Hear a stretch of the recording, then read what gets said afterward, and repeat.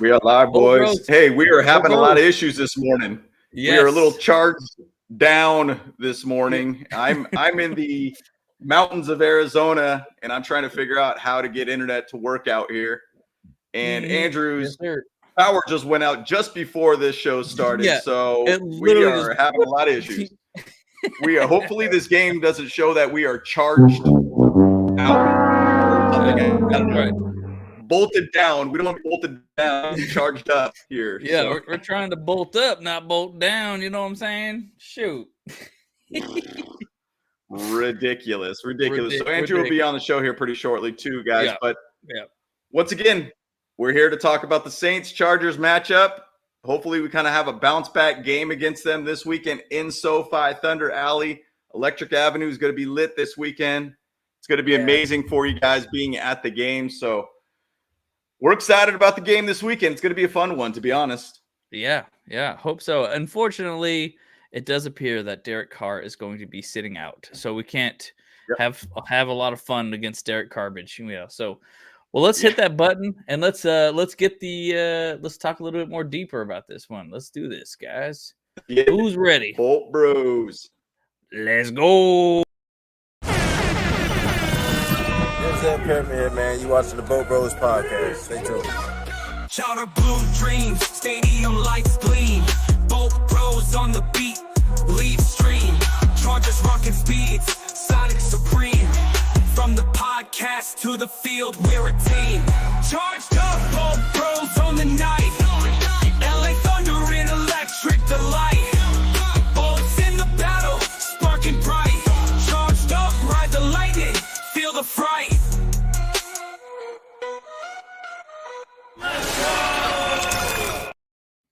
Woo, man. All right. So here we are. It's here a we game. are. Yeah, we out here. It's a good game coming up this week. You know, in our Madden simulation, the Chargers won, and it was also a kind of a heart attack kind of game. You know, because it was kind of going back and forth a little bit too much. I was like, oh my gosh, what's going on here? So. Yeah, but we had a lot of good people there showing up, just having chatting, relaxing, and having a little bit of fun times, fun chat. He said, "Oh, it looks like Andrew's power just finally came on. He finally paid his power bill, so we're ready to pull him back in here. Let's bring him in." That's it. Hey guys. Yeah, it's, there you are.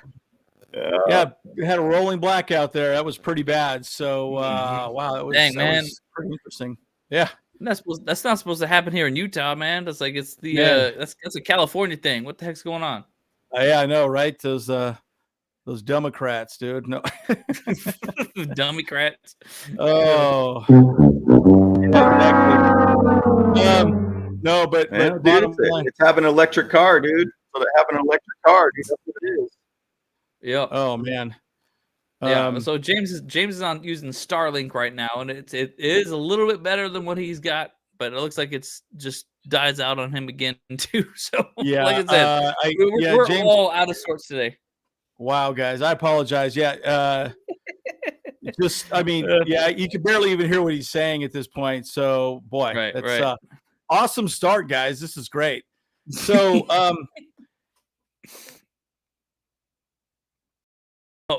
Oh, I think Andrew, we lost Andrew again. All right. Hey, guys. All right. So in the chat, let me know. What are you guys thinking about for this game right now? So there you go. You're back? Okay. I thought you had a rolling blackout again. No, I think you hit the button. You kicked me out, dude. I didn't do anything. No, because it literally, like, your thing just, like, was glitched out for a second. I was like, oh, gosh. Okay. So I thought we lost you, too. Yeah. Jeez. So. Yeah, that's interesting. Oh, man. All right. If you first, so I think James is not going to join anymore. He's done. Yeah. So there's no way. No way. Yeah, it was just too bad. Like, I mean, his internet out there is not great, so it's okay. He was saying he wasn't feeling super well, and either like he's been kind of sick as a dog all week. So yeah. So yeah. All right, guys. So all right, let's just reset. Let's How do we refocus here, huh? Let's see. Yeah. Let's get ourselves grounded. Okay, there you go. Yeah. That'll get us there. All right, guys. Right. So lots to talk about in this game. I think it's going to be interesting. And here's the thing, guys. We should have won against the Cardinals. That's a super frustrating game to begin with. And at the end of the day, it's kind of one of those situations where on paper, we should beat the Saints no problem, right? So I'm going to go into all that as well. Mm-hmm. And guys, I'm also going to show you some clips from the Broncos game. And so we'll kind of break down a couple plays that I think, hopefully we can get here with this young quarterback, because I think it makes a little more sense because Bo Nix is a rookie. I think we're going to be playing against Spencer Rattler. He's a rookie, so it'll be pretty interesting to see how that plays out. And yeah, you're right. The Chargers-Saint rivalry 13 times. Chargers winning 7, New Orleans winning Saints 6 times. Yep. Yeah, it's interesting. Okay. Yeah. And by the way, it's hard to win when you kick 5 field goals, right? 5 field goals doesn't get it done. Yeah, I know. Sinking threes all day long is great for basketball. But not for football, Yeah. So for sure. Yeah, you guys gotta get those touchdowns, man. Ain't nothing else to it, We need those touchies. We need those touchies. We need them touchies. We need touch. Yeah, so there we go. It's interesting. Who do you think we go get at the trade deadline, right? Maybe let's talk about who we all would like to get, because I think we need a cornerback and we need a wide receiver. In the chat is what we need. What do you guys think? What do you think, Kyle? I like that plan. Definitely a wide receiver. I think actually we should get some kind of lineman. Maybe find another guard or something like that out there. Maybe another another right guard, because her Pipkins got hurt a little bit too, right? And he just seems like he's not cutting it out too well, Yeah, no, he's actually been fine. Zion has been bad. Zion is actually, if you look at his PFF scores, Zion's actually been the worst. He's been he's very bad at pass protection. He's good at run blocking, but he's been very bad at pass protection. So pass pro has been really bad for him. So he's given up. I put it on our dashboard earlier this week. Oh yeah, by the way, Joey Bosa is supposed to be back this week too, by the way. So that's an interesting conversation as well. Yes. Okay, so I just watched the video. He had a pretty what? Rashawn Slater? Man, he is chopping up too crazy, man. Like your internet's going in and out too, man. Or it might be mine. I don't know. I think it's yours. You're pretty choppy. Well, I was gonna say this though too. So it's fine. Okay, let me pause some things. See if maybe there's some downloads in the background that I don't want. I was going to say this though too about Joey Bosa. So today he had a very good video that was very opening up about his injury and like in where he's at, like in the mindset that shifts that he's kind of had to make. And so he feels, obviously he feels very sad that he's not been able to keep up with the team and not been able to play and stuff like that, but he's hoping to actually make a big impact this week. And he's talked a lot about how he's like, hey man, it hurts to see the team not doing too well without him on the field, and or like just hates to see the team lose and stuff. And so it's like I'm hopeful that he's actually going to be able to bounce back this game. Oh, me too. Yeah, we are, despite what you may think about Joey Bosa, we are a better team with him on the field for sure, right? No, for sure, 100%. Yeah. Yeah, and it's unfortunate. Okay, let's go through some of these thoughts here. Who are we thinking we want to go after? I saw a couple people say Hunter Henry. For a tight end. Yeah, I see that. Mike Williams would be cheap for the most part, but this guy's going to work, man. Would it be cheap for Mike Williams though? Because we're technically already paying him a salary right now, right? He's in our dead cap right now, right? So It's like it's technically not like he would be cheap. It's just like maybe I just don't know. It would be a new contract. That's the other thing. Yeah, right. So it'd be a whole new contract that we'd have to negotiate with him. But yeah, it's interesting. I do think, Deontay Johnson could be a guy we could go after. A lot of people talk about him. A lot of people talk about Garrett Wilson from the Jets, which I'm like, okay. He would for a lot of money. I don't know that he would go that route. Secondarily, I think we would have, some, again, we need a guy to stretch the field, and DJ Chark should be back. Let's look at this is the updated injury report right here, guys. So it looks good. And I hope to God he can play, because I'll tell you right now, dude, this is kind of ridiculous. Like, we need this guy back. And you can argue all day. The part of the problem with plays, right? They're stacking the box so much that if there's no downfield threat, the safeties can just come up and affect the run game, right? So if you can't stretch the field or make somebody at least think, oh, I got to cover this guy because he's in the end zone, there's no respect there. So then they just, all right, you have to beat us with your crappy wide receivers. And that's ultimately what the Cardinals did. I guarantee that's exactly what the Saints are going to do this week also. Same thing. Yeah. Have them beat you. And, not going to work. So he's out. Disley is, I'd love Disley to play, but we'll see. Yeah. Good to have Christian Fulton back. That's exciting. Number one wide receiver last week, Disley. Yeah. Yeah. But again, Hunter, the problem I have with Hunter Henry is he's getting old too, right? He's not the youngest guy out there. Don't get me wrong. I love him to death. I'd love to bring him back. Yeah, and Njoku, I would probably like him a little more. But again, it's also, you need a blocking tight end too, right? How good is he as a blocking tight end? But look at this. Disley and Hayden Hurst are both questionable. Like, that sucks, guys. Like, and who the hell's Herbert going to throw the ball to? If you can't get the running game going, then it makes it hard, right? So it makes a bad team, like, again, I don't want to diss on the Cardinals or even the Saints, but it makes it easy for a bad team to beat a team that's better than them, because we become one-dimensional, right? If you shut down the run, okay, we'll throw the ball, and you don't have a good wide receiver core that we respect. We know Herbert's a great quarterback, but he can only do so much, right? So that's bad. That's just a really bad situation, right? It's not a good spot for us to be in. Hey, what's up, Senior Snappy? Yep, Rivers Lake Yacht Club. Yeah, 100%. Obviously, like, as things charging goes, like, we've always been very beaten up on our team all the time. Yeah. Well, I think also, though, that, again, the thing that I will say also is we don't have people that are going out for the season, which is nice. Of course, Chark, you can argue, has been out for what, eight weeks now. Good God, like, we need this guy, but I would think he'll play limited. He'll probably be there. I think he's fine. Hayden Hurst will probably play. Quentin Johnson, I don't think will play. Ladd McConkey probably won't play, which is like, holy cow, that could be really bad. Right.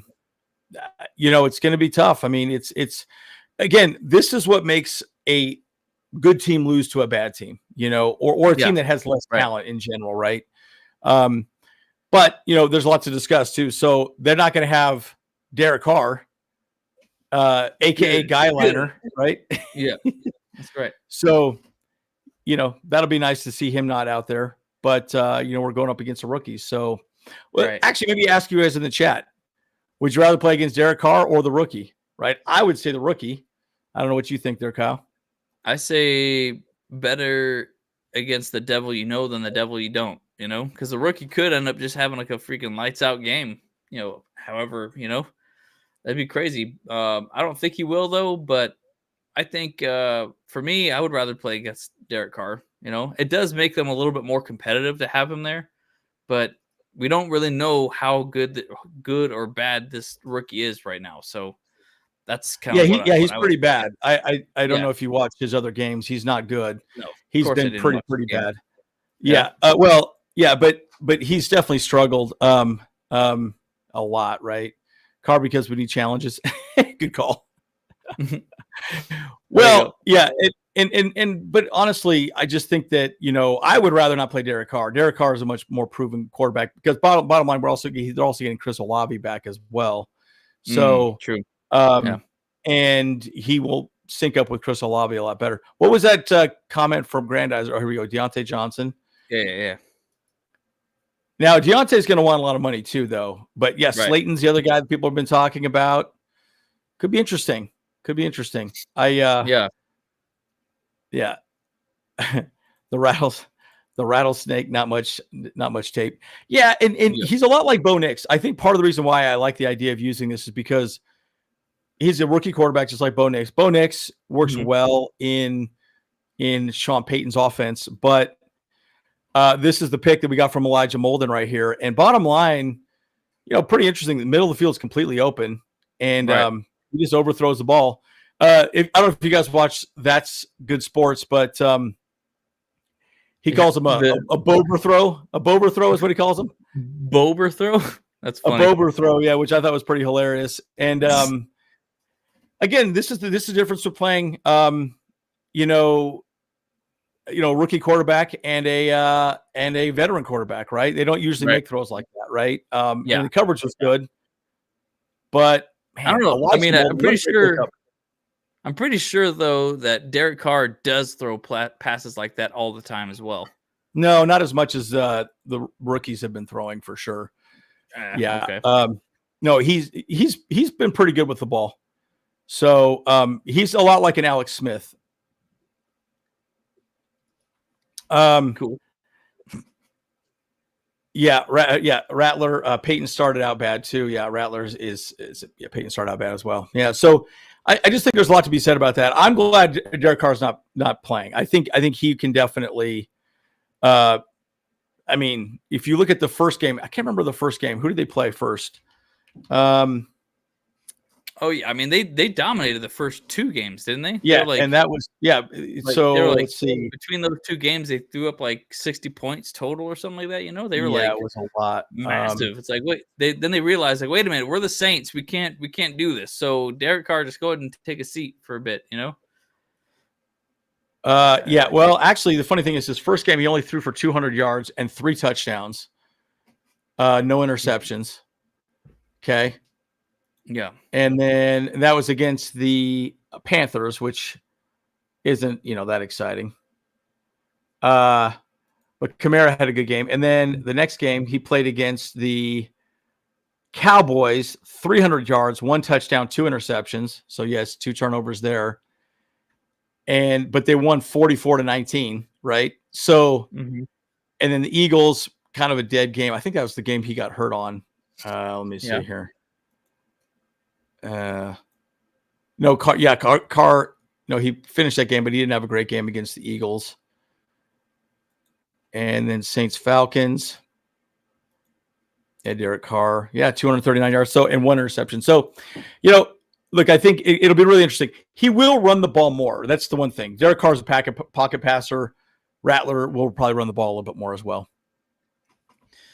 Yeah. Okay. I mean, and the big question is then what are the Chargers going to end up doing? I mean, the Cardinals just realized, that we had to beat them in the air.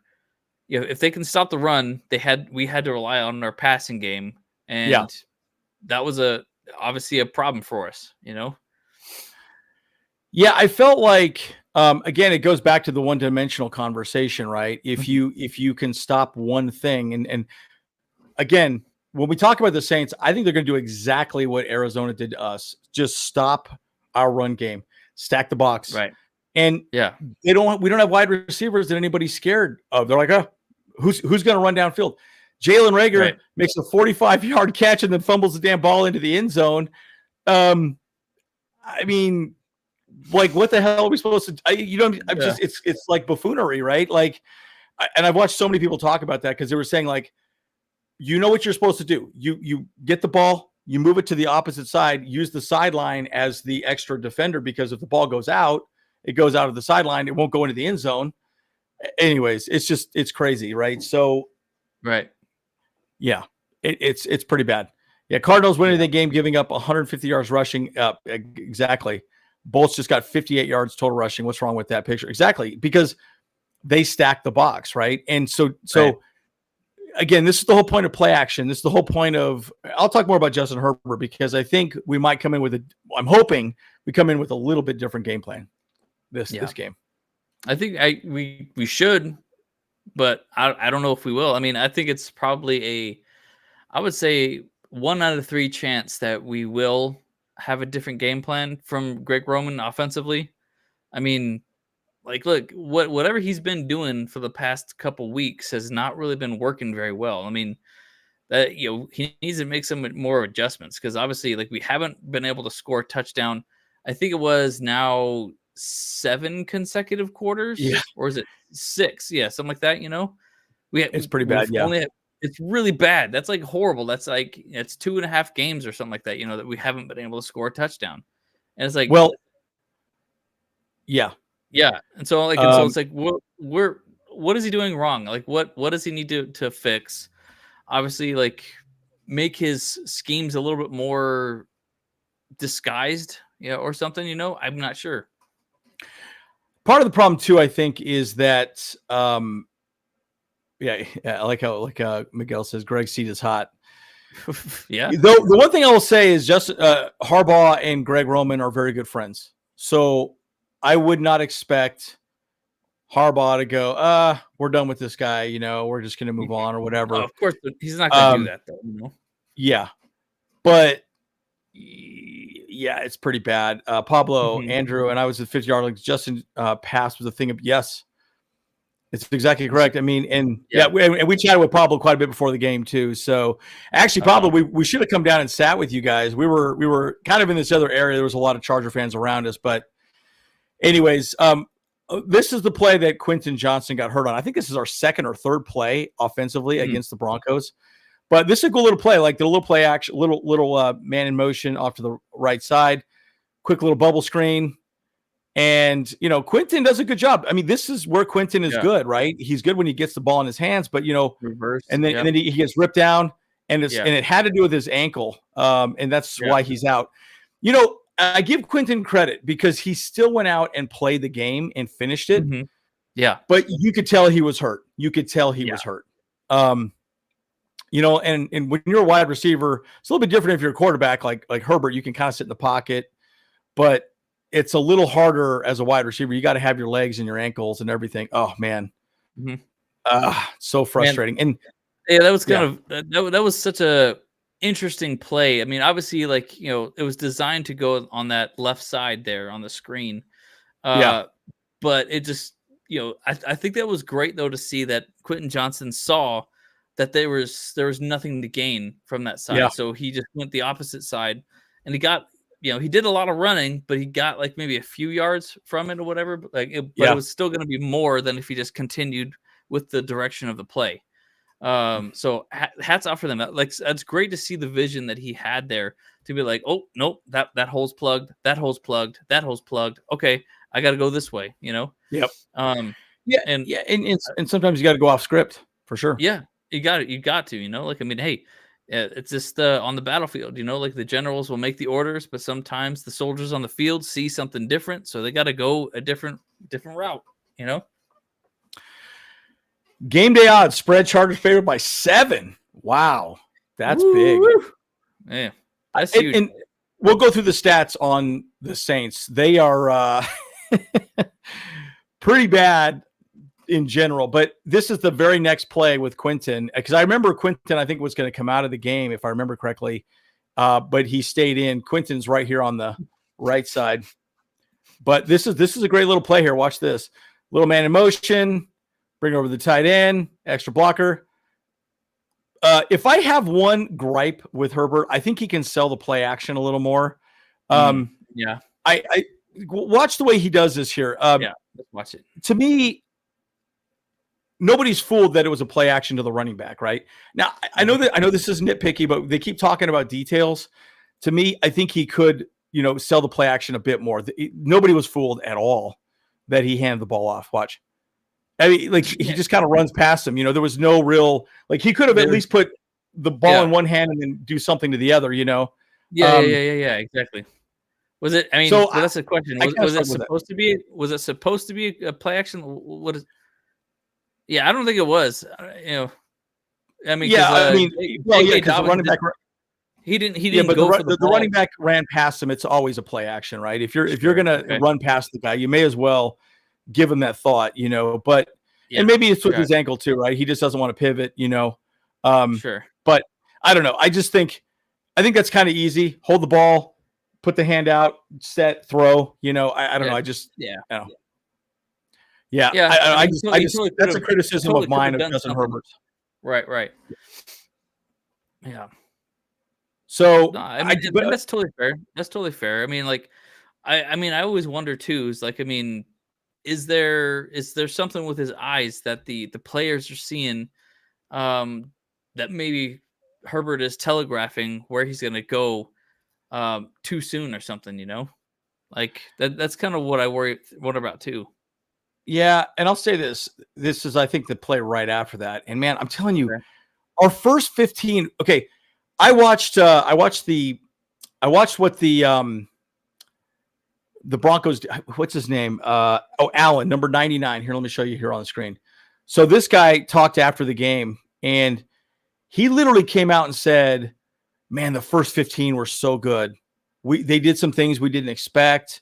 We didn't think. He literally was like praising Greg Roman's play calling for the first 15, because we all know the first 15 scripted, right? But then we get away from these like unusual type plays and get back to vanilla offense, and that's the problem I think we have. We're going away from interesting play action and kind of man in motion and things like that to just kind of vanilla RPO stuff that anybody could beat. And watch this. Okay, running backs in motion. Orbit route. Look at this. Great little play by Demario Davis. He might have got hurt on this play too, by the way. I'm not sure if it was this one. Yeah. Well, maybe not. Yeah. But look at this play, right? It's real simple, real easy. Guy goes in motion to the right, boom. Basically, that's a GT counter with a wide receiver doing the run. That's all it is. So again, it's a guard tackle counter. Notice these guys come this way, guard tackle counter to the left, but the man in motion goes to the right, and just watch these guys pull. Zion does a good job at this. Watch it. Boom. Yeah. Look at that. Yep. I mean, I'm just saying, like, that's a nice wrinkle to a GT counter that I don't understand why we don't do more of this stuff, right? Or when he comes around, hike it, give him the ball, and then go this way, right? So you're either way, you're making it unusual looks for the play. I don't know. There's a lot to discuss on that. And I just feel like when it's a game of inches, a game of a half a second, getting the defense to think one way, getting them to step one way and being out of position makes a huge difference in a player's success or a play fail. Yeah. And when you start getting very vanilla, it just makes it easy, right? You're not doing anything different. So, yeah, 100%. Yeah. I mean, you gotta obviously in the NFL, like, you gotta put something, a little bit of spice on the play call, because like all these players have seen thousands of different plays, and like they'll recognize, this is that, this is that, this is this is that, when you stare at these types of things all day long, it's like, you recognize those types of things and stuff. So I want to say this though too, is that, like, is it possible, like that? I mean, obviously I've never played football, whatever like that, like obviously they designed the first 15 plays, but do they have like, this is what kind of this I thought of for a second. It's like, do they have like a play package? Like, so like, okay, so we'll call, I don't know, the Andrew Blue Chew package, whatever like that, Yeah. And that's like a 5-play package, just to be like, okay, you're doing this, and you're doing this. Like, so they don't have to keep like saying the new things or whatever like that, Yeah, usually they do, right? So they'll again, but that's on formations, right? 12 personnel, 21 personnel, 22 personnel. And I think that's part of the other problem too, is we're running a lot in these 22 personnels and these heavy tight end sets, but we're not throwing as much into them. So they might just look at it from a statistics standpoint and say, 70% of the time they run in 22 personnel. So we're just going to stop the run, right? Yeah. They're in 22 personnel. Right. Let's just stop the run. I guess that's my point, right? If you're in 22, you should make it 50-50 so there's no statistical advantage, right? And I think this is the argument with Greg Roman, is that he kept doing the same thing over and over again with the Ravens and wasn't switching things up. He looks like he's getting back to his like favorite plays, right? You know, and not switching it up. I don't know, guys in the chat. Am I crazy? Do you think I'm crazy? What do y'all think? That sounds exactly like how I play Madden. I have a couple plays. Exactly right. Exactly right. Yeah. There's a couple plays that I like in Madden, 100%. And I use those way too much. I'm just like, all right, same play. Yes, that's exactly right. Right. You know, all streaks. Yeah. All streaks. Whatever. Verticals. That's it. Hail Mary every single time. That is a perfect way of saying it, because again, if you become predictable, you're dead in the NFL. You just are. Yeah. You just are. Yeah. And I mean, it's like, it's so tough, right? And that's where again, a game of inches, it matters a ton. And this right here, I think, was third down. This is the play where McConkey almost gets in for a touchdown. But watch this play though. This is great. Nice, well-designed play. No man in motion, no nothing. McConkey does a drag route, catches the ball, boom, tries. First tackle doesn't get him in. Yep. And I'm telling you, man, like it's just little things. Notice he comes from the slot position right here. Cool little drag. Boom. Look at this. Runs a great route, tons of separation. Man, it just that would have been so big. Yep, that would have been great. Yeah, so big. But I don't know.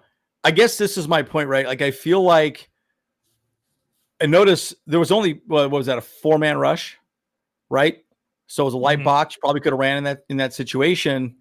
Yeah. But man, it just missed opportunities. I guess that's my point, right? Okay. Yeah. So the big question, I did pose this on the on our page. I said Justin Herbert came out and said that the offense is still finding its identity. What do you guys think that means in the chat? What do you think? And what do you think, Kyle? Like, finding the identity, right? Are we talking about run game, pass game? Mm-hmm. What do you guys think in the chat as well? Well, I definitely feel like it's related to the pass game for sure. Because, I mean, obviously, we know our passing, our wide receivers aren't like, that stellar, like, sure, we get those gritty yards. I feel like, because we get the Ladidi McConkey gets the ball and he jukes people. He breaks ankles all the time, though, So, like, I mean, that's good, but it's all in the short game, though, It's like we don't really have much of a deep game.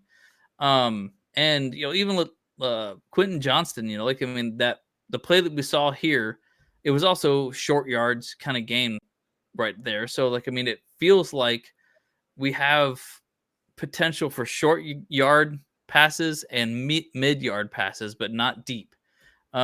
Which kind of, obviously, like, a lot of teams don't respect, the short and the mid game because they can protect it a lot easier, I guess, but those big home run deep balls or whatever like that, like they, they're harder to protect, I guess, like, and they're flashier and stuff like that, but I'm not 100% sold that they're trying to figure out their identity. I mean, we're definitely a run first type of team. Like, our run game is definitely doing a lot better than our pass game as of late, as far as touchdowns goes, I would say. But recently, the chart, Justin Herbert's been able to throw the ball a lot more. He's like, he broke his record twice in a row now of how many yards he's passed per game.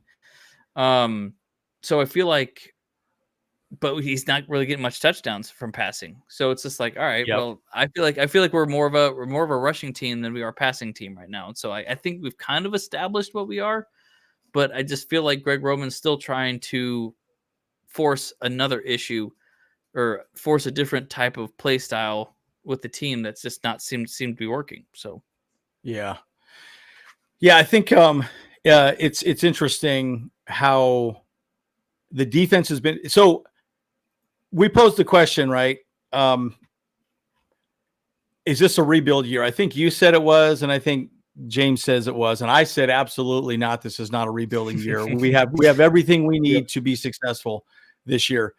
In the chat, what do you guys think? Is this a rebuilding year for the Chargers, or is this we are competitive, we should go to the playoffs and be successful this year? I want to hear your thought before we give any answers. Don't let people in the chat. I want to hear your thoughts. There's and while they bring that up, there's a good question that someone popped up here. Who's Grandizer here? Yeah. Okay, so let's go back to this question here about the trade deadline. Is there a Saints player that the Chargers should trade for after this game? A player who could keep the Chargers out, who could help the Chargers out. Saints always have cap issues, so well, obviously Olave would be the one I would want. Yeah, Olave. Yeah, man, I wanted him. I wanted to draft him. I wanted to draft him. Sure. I wanted him as well too, for sure. Yeah. But for that, I also thought about Marquez Colston, of course, but he's not really on the team. Yes, he's a longtime Saints player, but yeah, that would have been interesting. Who else is out there? Probably Olave would probably be the top choice in my opinion. I would love him, and he's a one. Yeah. Guys, he's a one. He would command. When I say a one, they command a double team, right? Yeah. You need the safety to commit to that person, right? Right. And unfortunately, we don't have a one on our team. They could just play. They could rush and play man, right? Mm-hmm. So that's the difference, right? And this is my point too. Dark Panic says this is a rebuild. It's a shame. Defenses exceed expectations. Yeah, I don't think Olave is going anywhere, but I would love him. Oh my God. Yeah, a couple people are definitely saying they think rebuild. Pass catcher. Next 3 games are very winnable. I agree. Again, we have a very favorable schedule, guys. And so I guess my point is this, there's 2 things. I've always said that a rebuild year is when you don't have a top 10 quarterback. We have a top 10 quarterback, period. So we are always going to be in every game, no matter what. Even have we been blown out by anybody? Not at all, right? Sure. Our defense is the number 1 defense in the league, which we've never had. We are amazing defensively. Yeah. All we need is our offense to not suck dick. Right? We are just at that horrible, crappy level where we are just horrible. What is going on? And you could make so many arguments about this, right? Is it Greg Roman's playing call? Is it the formation? Or guys, it ain't that difficult, right? But we've become in my opinion, we've become very stagnant. So if we can just get our offense to become middle of the pack, life is good. Yeah. Defense wins championships, guys. We're giving up 13 points a game? Yeah. Dude, you should win every game in the NFL when you're only giving up 13 points a game. Every game. Right. So that's my point, right? All we need every single game is just to score 20 points. That's not asking for that much, realistically. I didn't read your comment. Oh. Okay. A team does not need a number 1 if they have a QB. There we go. Yeah, there you go. Yeah. Justin Herbert will be able to elevate all the receivers around him to be better than they actually are, because he's going to be able to thread the needle and get that ball exactly where it needs to be. However, they still need to catch it in the eye of the needle itself. There's that freaking beautiful pass that he had to J.K. Dobbins on the sidelines, whatever. But unfortunately, he didn't catch that ball. But man, that would have been a sick catch. Oh my gosh, incredible, dude. Incredible. So my thoughts are on the rebuild year are this, is that how many players do we have on the team right now that are actually just on 1-year prove-it contracts? Both of our starting tight ends are on 1-year deals. We got DJ Chark's on a 1-year deal. I think Gus and JK are also on 1-year deals, right? So it's Gus is on a 2-year deal. JK's on a 1-year deal. Yeah. Yeah, you're right. I know where you're getting with this. You're basically saying just because these guys are on 1-year contracts, this is a rebuild year. No, my argument to that would be this. Joe Ortiz is going to do that every year. The Ravens do that every year because they get comp picks. You get it. Okay, let's think of it this way. Let's say we go out Chris Olave, which we won't get. Okay, what do you want for Chris Olave? Shit, we want a second, a third, a fifth, and whatever, right? Yeah. So let's say we get him for 1 year, right? And he walks. We'll end up getting a comp pick for that person, right? More draft picks, more trade capital, essentially. Yeah, correct. So if let's say we try, I'm trying to think of somebody else we want. Maybe Greg Newsome. I'd love to get Greg Newsome, cornerback. The Browns are imploding, but let's say we trade away a fifth to get Greg Newsome. Yeah, we have him for the year. We don't re-sign him. We let him walk. And guess what? We'll probably get a fifth or a fourth. So we lose nothing, but we get him for the rest of the year. So, or at least you can get him for the rest of the year, right? So that's the point. So, and Joe Ortiz is going to continue doing that to rotate the roster because of additional comp picks. So it's basically a way of just churning your roster, but getting additional picks so you can build in the draft. So, because the argument is that Cam Hart and Tarheeb still really aren't ready for the NFL. It's very hard for a 5th round pick to be really ready to cover a lot of these players. But next year they'll probably be better. I mean, look at Dean Leonard. Look at some of these other guys that have stepped up. Ja Taylor wasn't ready his first year. He played a little bit, but that's kind of my point, right? At least that's the way I see it. Miguel, yeah, you're right. This is kind of my GM perspective, but to say a rebuild, I don't know. That just doesn't seem right to me, right? With Justin Herbert, I don't know. And think of it this way: Harbaugh made it to the Super Bowl with Alex Smith and Colin Crap and whatever his name is, and he's done great with like very subpar players, right? We just got to get our shit together on our offense. That's all we need to focus on. Trade Kyle, keep the beard. Hey, Brandon, did I answer your question? I want to make sure because I thought I did, but I think you and I are kind of on the same page. Just let me know if I missed that question correctly. Right. Yeah. So this is great. Isaiah and so Ortiz essentially treats the NFL like a revolving NFL draft. That's genius. Yeah. That's pretty much how we handle it. Yeah.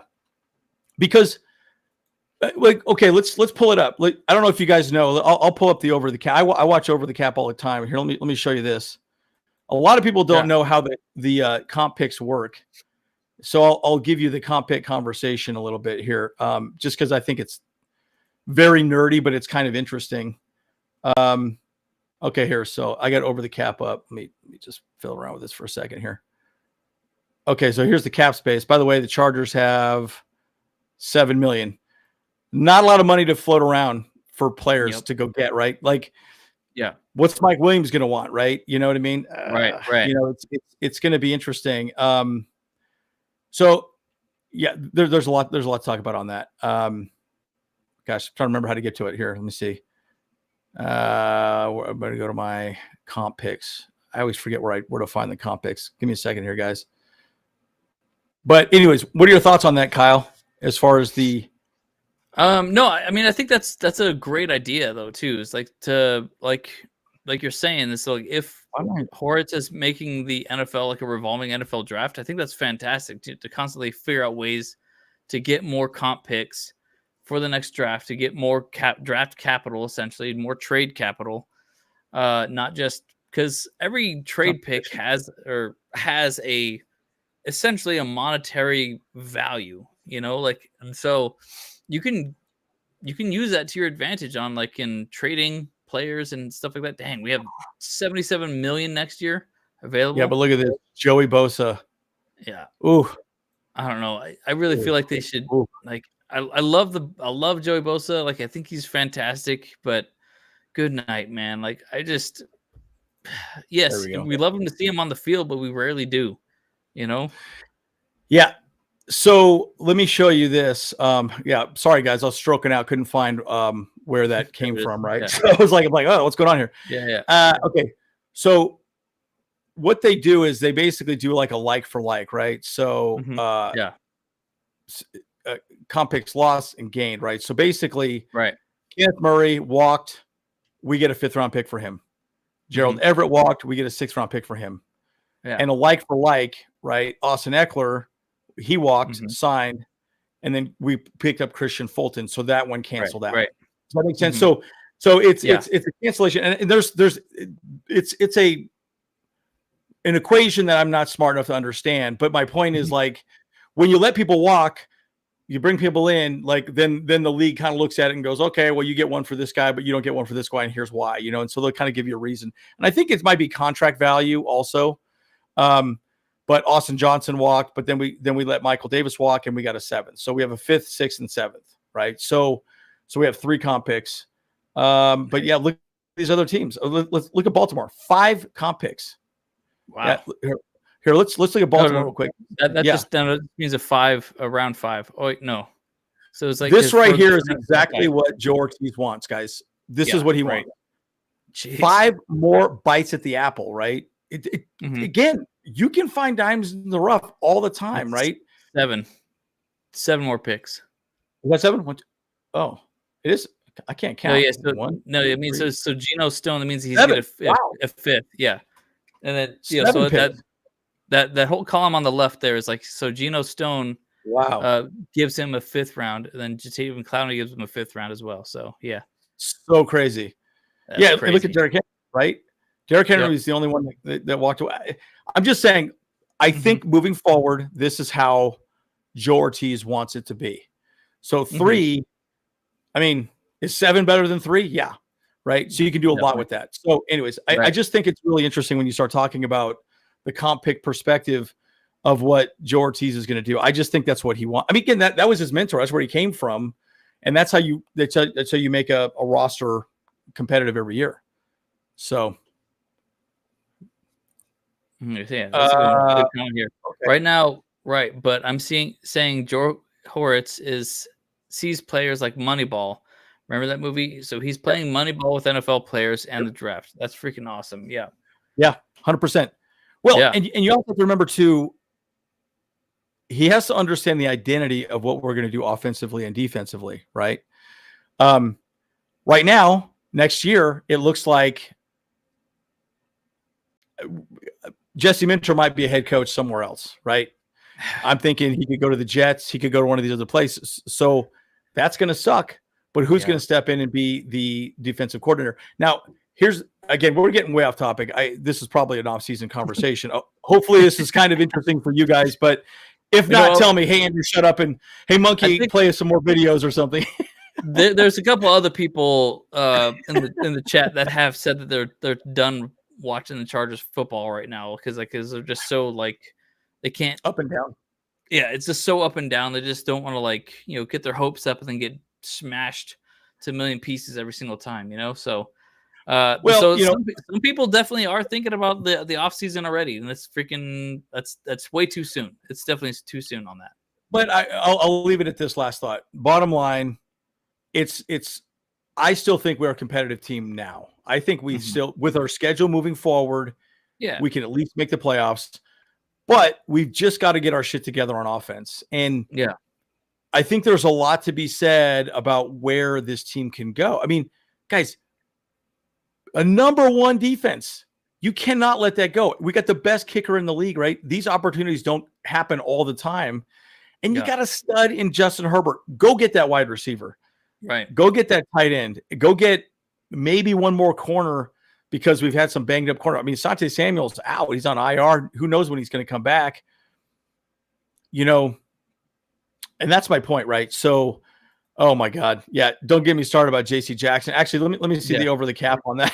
Right. I don't even want to see it. It's going to make me so angry. Like by the way, Tom Telesco's a moron, dude. I mean, come on.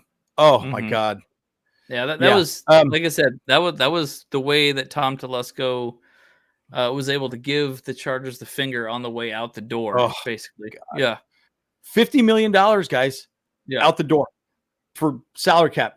And the one thing I will say, too, is Joe Ortiz is not – that's also the benefit of one-year contracts. you don't have these long-term contracts that you're on the hook for. So you keep them and you keep churning roster, and you're right, playing Moneyball. That's the better way of saying it, right? I mean, the guy's going to fit. J.K. Dobbins is a great example. He got league minimum for that game or for this year.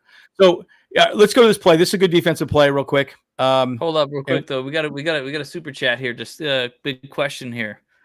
Yeah. Should the Chargers go after guard Trey Smith and center Drew Dahlman in free agency? God. Yeah, so, I mean, why not? So here's my thing. I would love that to happen. But a lot of people don't trade linemen because they're so hard to find. And when you got a good lineman, you want to keep them as much as possible. Mm-hmm.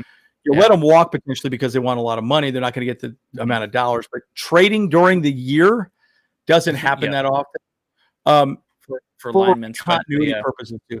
Yeah. So don't get me wrong. I would love that.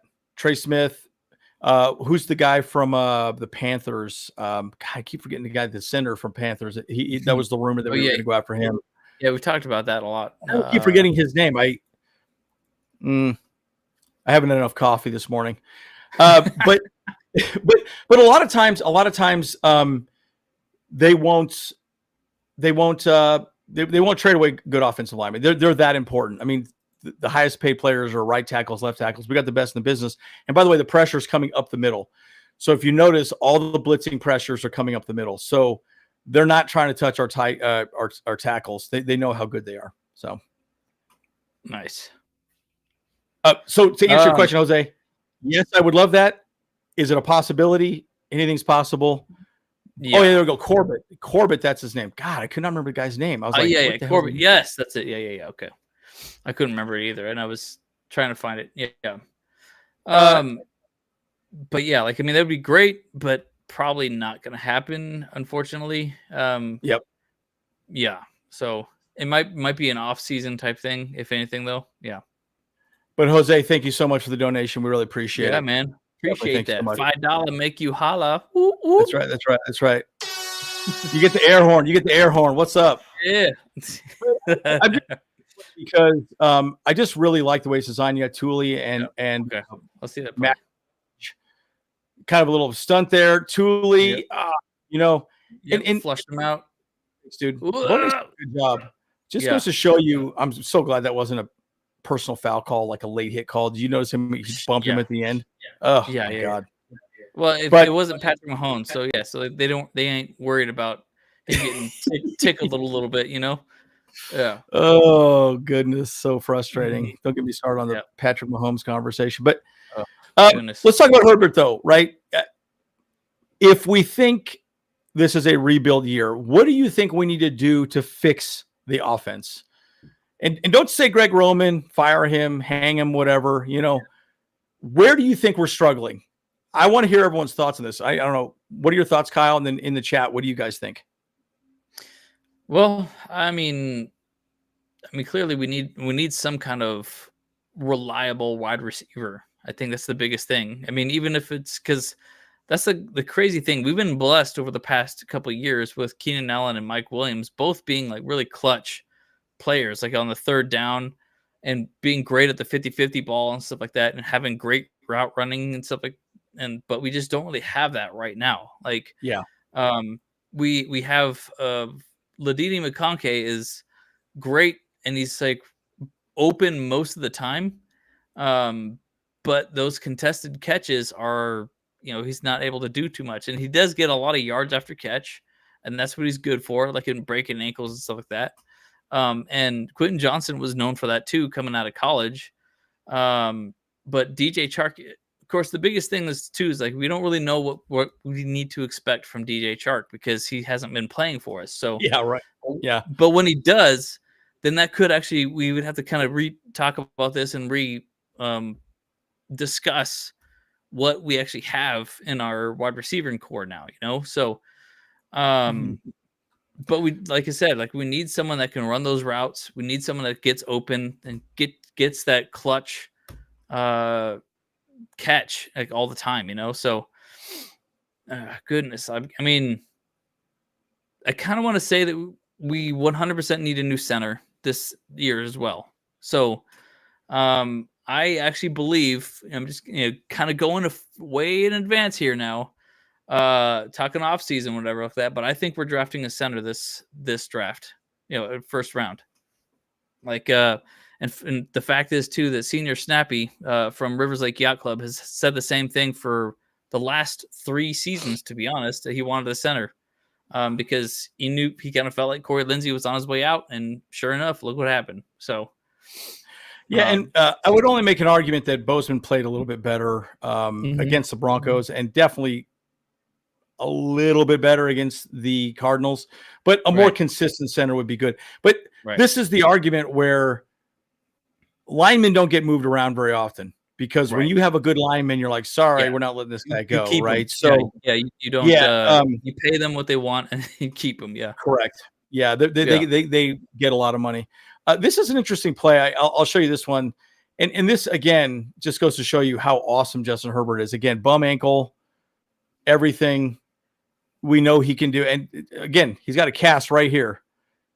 I mean, that's that, like, flexible, ankle thing. By the way, he did not have that against the Cardinals. I wasn't quite sure. It's a Buzz Lightyear foot right there. Yeah, Buzz Lightyear foot, for sure. But they taped it heavily. So I thought that was kind of interesting. But yeah, watch this. Okay. And notice he does use his feet quite a bit here. Almost gets sacked. Look at that. Come on, dude. Like, and you're just like, okay, very short yardage play, but not many quarterbacks can make that happen, right? Lose that pressure and just deliver a great ball, right? And I mean, look, where did he come from? Like, completely unblocked up the middle. It's like, so the argument could be that Bozeman sucks. Like, he's doing a really bad job in protection. Now, again, Herbert has some of that as well, too. He also can talk about sliding protection, moving right, moving left, all the above. But the interior line has definitely been a problem. This is a great example of it right here. I mean, look at this. Like, they pulled. So the line thought it was a run play. That was a GT counter, by the way. Mm-hmm. So notice, I think I showed you the play. Was it a couple? These guys pull, and he's got the ball. So clearly they thought it was a run play, but it was actually a pass play, right? Unless he was supposed to hand it off to this guy. So it's either Herbert's fault or it's the offensive line's fault. Whoop, crap. Yeah. And he got a yard, So again, I think when you still start talking about identity, maybe there's a communication breakdown. Maybe there's too much going on. Yeah, I don't know. You have to kind of wonder, whose fault was it on that play specifically? I remember that play. I was like, wow, it's kind of weird how that played out. So, here's James. Hey, James. Oh, there you go. If the Chargers make a move soon to get the O-line in order before the trade deadline, better center to compete. So James likes the idea of a center. Nice. My argument is I just don't know that any team's going to give up a center. I mean, as much as I'd like that to happen. And also it's hard because that is such a tight-knit group. You bring somebody else in, it's a little bit, it's a little bit hard to make that work mid-season. Definitely. I mean, it could kill the vibe real quick. I think he did get together with his wide receivers off season, work together a little better. Good question. I'm not sure. I didn't really hear a whole lot about that. I know he usually goes back to his farm in Oregon, and he was there for quite a bit this offseason from what I understood. So I know he worked with his brothers. I'm not quite sure. Anybody in the chat know? Did he work with the wide receivers this offseason? But I haven't seen. Yeah, Will Dissly would be kind of a big loss if he didn't play this game. I really hope he does. That would be a bummer, right? But looks like Hayden Hurst or Will Dissly. I think one of those two at least will play. I like Hayden Hurst a little better with Will Dissly, but man, he took some pretty rough shots as well. All right, so let's go into this. I wanted to show this because this is the Cardinals game, and notice he doesn't have the boot on his right foot. And it's a lot of tape right now. Yeah, it's taped pretty heavy. Yeah. So I guess why I'm saying this is, and I said this in my video yesterday, I do think that it might mean that he could do a little more rollout play action and, naked bootlegs to the right, to the left, yada, yada, and just work the sidelines a little more. And that's another dimension to Greg Roman's offense that I think needs to be there. And so I'm kind of curious if that happens. So what do you guys think about that, right? Because we all know what Herbert can do with his feet. And if his ankle's getting better, that would be awesome. Yeah. So I guess I'm just kind of curious what your thoughts are on that, chat, and also Kyle, of course. Yeah. Well, I mean, I feel like someone did ask if that kind of pain lingers, and it surely does. In fact, fun fact, actually, obviously I've had a high ankle sprain like that before. And it took at least 3 weeks before all like the black and blue was gone from my leg. But I actually just like hurt my leg recently. Like I was at some like little park, and I was kind of walking across this like kind of like a rope bridge type thing, whatever, and I slipped and like kind of hurt my leg on the beam. It's been hurting for a week now, but it's still puffy, it's still swollen, and it's still bruised pretty bad right now. So I mean, especially if you can't, like Justin Herbert, he can't not be on his feet a lot, so it takes a lot longer to heal when he's using it and stuff, so it doesn't, so there's going to be a little bit of pain there, but he's tough, honestly, like, mean, he already said that it doesn't bother him anymore.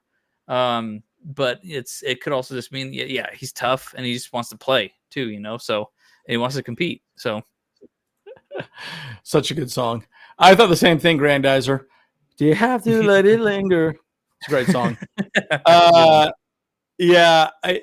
think I'll tell you guys, I had my co-ed softball championship game last night, and we lost.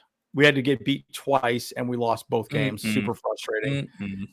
And I'll say so. I'll admit something. I've had a back injury. My lower back's bad. It's my sciatic nerve. It's not good.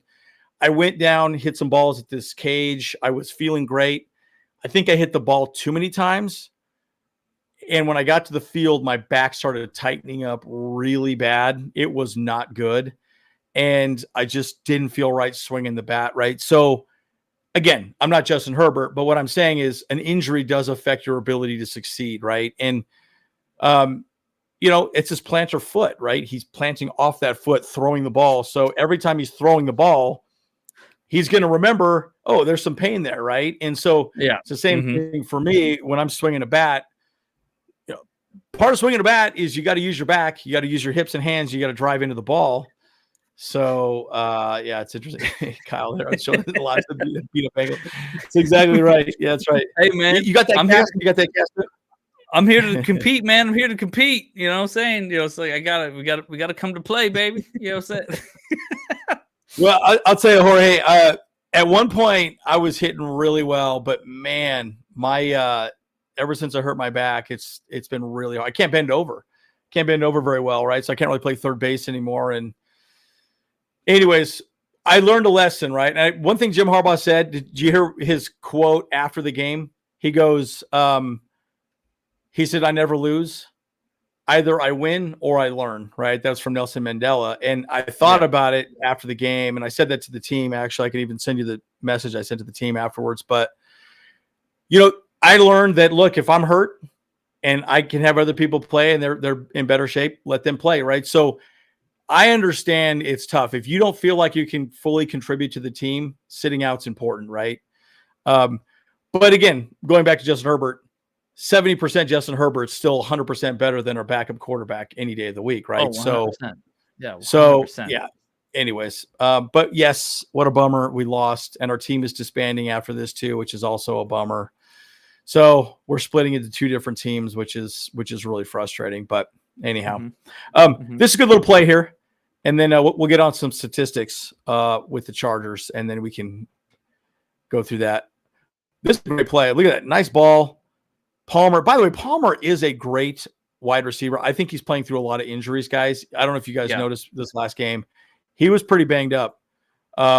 He had some definite injuries. And so, he's out there gritting it out. But I suspect he'll have a pretty big game this week. And by the way, notice he didn't tuck the ball into the other arm. He has it in his right side. Watch the defender try to poke it out after he catches the ball. Boom. It's in his right hand. Notice 22 tries to punch the ball out. Yeah. And that's what they're trying to do, guys, right? So if you're on the sidelines, you tuck the ball to the other side. So if he punches it out, it just goes out of bounds. So anyways, I thought that was a cool play. And again, I think we have enough talent, right? But we've got to get these guys out of these stacked boxes so we can actually start running the ball, because you're not going to run the ball effectively with 8 men in the box. It's just not going to happen. Yeah. Miguel. There you go. You know how Palmer catches the ball with his palm? There we go. Oh, Miguel. Oh, Miguel. Here we go. All right, it's crayon time. Offense. Well, the Saints beat us on that offensively. Yeah. So they definitely beat us. Passing, pretty much a wash. Rushing, pretty much a wash. Total offense, pretty much a wash. Yeah. Third down conversions, pretty much a wash. Red zone scoring. Ooh, they beat us on that pretty good, guys. Goodness. This right here has to be fixed. Yes. I'm telling you, when I saw that, I was like, oh my God. Oh my God. Yeah, I'm drawing a circle around this for a large reason here, guys. Yeah. This is the one thing that has to be fixed.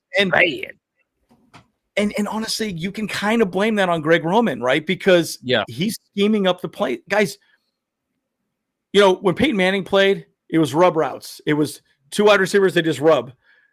But one defender is going to bump into somebody. One of those two guys are going to be open, right? You just run rubs on both sides, spread it out. And we're not getting inventive in the goal line. I think that's where we need to get a little better at times. And so, I don't know. This red zone scoring has to be fixed. That's really bad. That is so, guys, there's 32 teams. Yeah. 32 teams, right? Like, it doesn't get much worse than that, right? So, God, when I saw that, I was like, wow. And again, kicked 5 field goals last week. What do you expect? So, yeah. Anyways, that has to be fixed. That has to be fixed. Well, I think most of those field goals were not in red zone. They were not in red zone territory. Well, it's interesting because Herbert talked about that. He goes, well, I kind of consider anything in the 40 red zone, because it's available to attack. That's what he says. Because he can throw the ball in the end zone in the 40 pretty easy. Sure. Yeah. And this is a good point. Darth Panic, when we lost Donald and when we let him walk, I thought the same thing. Same thing with Mike Williams. Those are 2 red zone targets. And I remember, I don't know if I verbalized it, but I remember thinking it a lot. Like, dude, maybe we talked about that when we let him walk. But man, he's just such a tall dude. He just jump up, catching, it's easy for him. Anyhow, but we're great turnovers. We do not turn the ball over. Herbert's had thrown 1 pick all year, which is amazing. And the Saints give the ball up a lot, right? So I think our defense can eat this week, is what I'm getting at, right? So I do think we're going to have a good job smashing them. So I would definitely give the Saints the check on the offensive stats. The slight advantage because of that red zone. I wouldn't even say slight. I mean, they're scoring a lot more points per game, for sure. But again, Bosa's back. Are we excited about that? Yeah, of course we are. I mean, we'd love to see him on the field. We're starting to get charged up. Yeah, and this is a good point. Under Harbaugh, Bolts are not going to panic and make desperate moves in game or in free agency. I agree with that too. I really don't think we will. I think, I see. and we'll do a free agency video. That will probably maybe get, I think, a wide receiver and a good cornerback. I think we'll be fine. I think so. Because Chark will come back at some point, right? Hopefully this week. And we'll see what he can do. We got Jalen Reagor out there as well, too. Jalen Reagor is another guy that can just gas down the field. And Darius Davis is quick too, but he's just one of those guys that unfortunately is so small he can get moved around by some of these corners pretty easy. Interesting to see what happens with Bosa. Yeah. All right, let's talk about the defense, and then go from there. First, Chargers, Saints. Right. Woof, that's bad. And again, they give up a ton of points, right? So, passing defense, Chargers, bad. Rushing defense, Chargers, bad. Total defense, Chargers, bad. I mean, that's worse than the league. Yeah. Right. I mean, their defensive coordinator has sucked, right? Third down conversions, still better, but kind of a wash. Red zone defense, pretty much a wash. 7th and 3rd. Yeah. Sacks, that's where I'm kind of surprised. I would have expected us to have more sacks. We should have had a lot more sacks, but kind of a wash. Takeaways. This is I guess Other way. Yeah. So, but honestly, guys, the Chargers are a big. Again, we got more defensive game. Yeah. Yeah, we got to rely on our defense again, guys, and it's like, again, this is why I say if we could just get 20 points, 20 plus points, we win, right? Because we give up 13. And that's a touchdown, Yeah. It's maddening. It's maddening when you think about it. Yeah, like I said, I mean, like if we can score 20 points, we win the game, Yeah. Yeah. Kind of a wash. I think one big thing is the fact that the Saints defense is 3rd overall, and then our Chargers offense in the red zone is pretty bad. So we might have a very tough time in the red zone yet again, based off that their red zone defense is so hot, great, and then our red zone offense is pretty poor. So like we might be struggling a little bit here then. Yeah. It's going to be pretty interesting to see what happens. But again, we're not that far off. I would make the argument that we're not that far off. And the reason I would say that, he threw for 350 yards last week. That's a lot, right? So, but the problem is we needed to punch one in the end zone, right? And man, that Jalen Reagor fumble was just devastating. I just felt like we never got back on track after that. And we just struggled when we started getting in the red zone. So, Roman's job is to scheme up some plays that give us an ability to score. So somehow he's got to figure that out. I mean, if I'm Harbaugh, I would say, hey, dude, you need to pick 20 plays in the red zone that you think are absolute money, and let's review them, and you're calling those, right? I would break it out into territories, right? So middle of the field, these are my 20, 30 plays. Red zone, these are my 20, 30 plays, and here's why. I would break them out, and I keep getting the impression, like you said with Madden, he keeps doing the same plays over and again. Okay, let's do RPO right, RPO left, halfback dive right, halfback dive left, GT counter right, GT counter left. And it's like, okay, that's kind of middle of the field type stuff. You need to try something different in the red zone. That's my opinion. So, okay. So one last slide. Oh, our boy Cameron Dicker. Oh, yes. Big Dicker energy. Field goals. Look at that, dude. What was it? 59 yards? 59 yards. That was that's the tie with the franchise record of Nate Kading did a 59er. Yeah. So sick. Yeah. So sick. Franchise record, man. I mean, this guy's a dog, dude. And I guess that's my point. Again, when we say rebuild, special teams are fine. We're fine. Defensively, we're fine. we just got to get the offense moving the right direction, and we'll start donkey punching some of these hoes, right? So, yeah, practicing my writing. Yep. There you go. Here, let's do a star. Hey, man, that didn't look too good. You gotta keep it in the lines there. What the heck? Gosh. What are you doing? Man, I'm coloring it in, dude. Going on here? There you go. Trying to make it look a little better. Oh my gosh. No. Yeah, that doesn't look good. You're just making it worse. I should have stopped at the field goals and the 59 thing here. There we go. That's what I should have done. But yeah. I mean, this guy's a star. Here, let's do another star one more time. Hey, there you go. That's better. Yeah, that's a little bit better. Okay, he's a superstar, right. So it's exciting. But I don't know, guys. I don't know.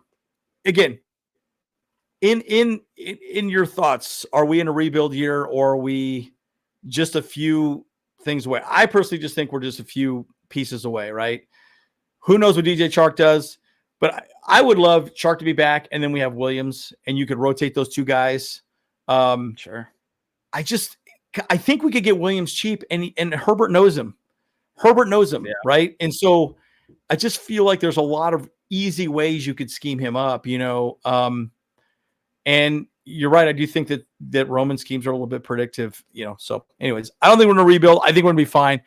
I do think also these next few games are completely winnable. I think we can go on a 3-game stretch and be fine by the end of the year. Again, it's not how you start, it's how you finish, guys. I added that to my online dating profile just recently, right? So I'm totally joking. But bottom line, as long as we're playing good football going into the playoffs, life is good. So what's your thoughts? Right.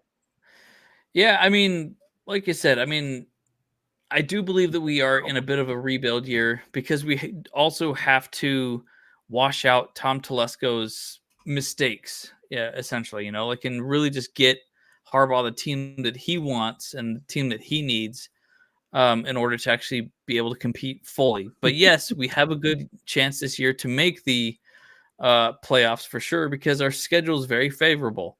We've already beat the Raiders. We've already beat the Broncos. So we're 2-1 in the division, which is putting us up a little bit ahead of everything. But we just got to like make sure that we can get ourselves off the ground defensively because at the end of the day, I mean, we win games with touchdowns, not field goals. Yeah, you can win by a field goal, but you got to score at least a few touchdowns a game. I would say all we really need is two touchdowns, and then pretty much the game is won. But just got to keep that gas on the pedal. I don't know, man. So yeah, I'm not ready to throw the baby out with the bad bathwater or anything like that, you know, but we can actually make this season good even with this mediocre team that we have right now. So I agree. So because we've seen Harbaugh do it before, he can do it with us. So but this upcoming game against the Saints is going to be good. I hope all you guys are going to have a great time at Thunder Alley. I wish I could have been there, but unfortunately, there's it was actually I had an important birthday party to attend this week, so I had to take care of that one with my lady and the kids, stuff like that. So I couldn't make it out. So, but we're talking about coming out for the Harbaugh Bowl, and I'm actually thinking about maybe coming out for the Titans game too, to be honest. You know, just I'm looking at ticket prices. That'd be fun. Yeah. So, boy, 3-player position matchups we're watching extra closely. I'll say the offensive line. I mean, I know that's a whole player position, you know, but I think secondarily, are they going to stack the box, right? Mm-hmm. Yeah. Guys, watch what they're doing, right? Because if they're are they stacking the box, right? If they have 8 men at the line, guess what? They don't respect our pass game, right? And they won't respect Justin Herbert.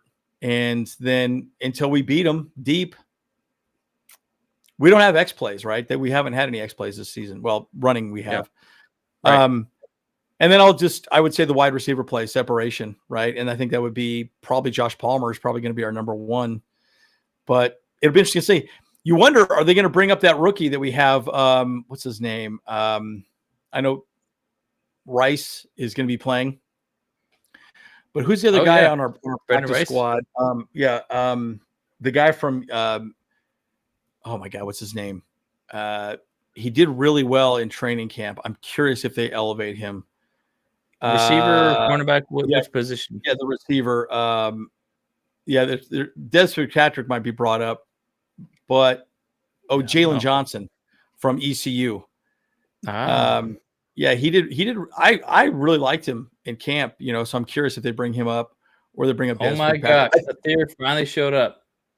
Athir, buddy. Athir, man, we're literally about to leave though too. So yeah, well, we love you though, buddy. But anyways, I'm curious if that happens. So, I don't know. It's going to be interesting to see. So there'll be some transactions for sure. So a lot to discuss, guys.